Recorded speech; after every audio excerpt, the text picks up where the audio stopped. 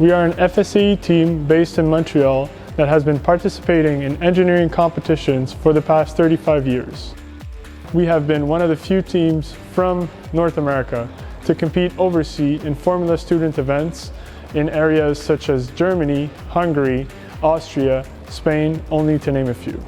One of the goals of our team is to reduce the weight of the whole car. By using the additive manufacturing, we were able to save 30% on the upright while having the same stiffness as the previous machine upright.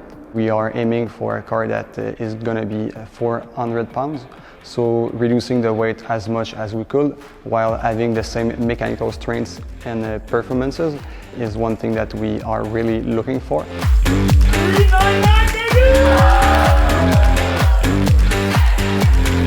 When selecting a part for additive manufacturing, we would look for the biggest gain of stiffness versus weight. So a part could be designed stiffer for the same weight or as stiff but lighter. The upright is one of the most critical parts on the car. Its main function is to link the wheel to the suspension, and it sees various load cases whether the car is cornering, accelerating, or braking. It must resist to these forces and meet the stiffness targets.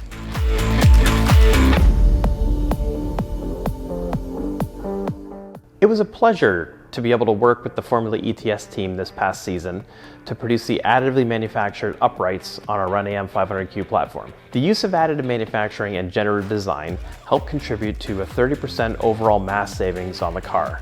And the team's success in 2023 is a testament to their design, engineering, and manufacturing accomplishments. We are excited to be able to work with the team again in 2024.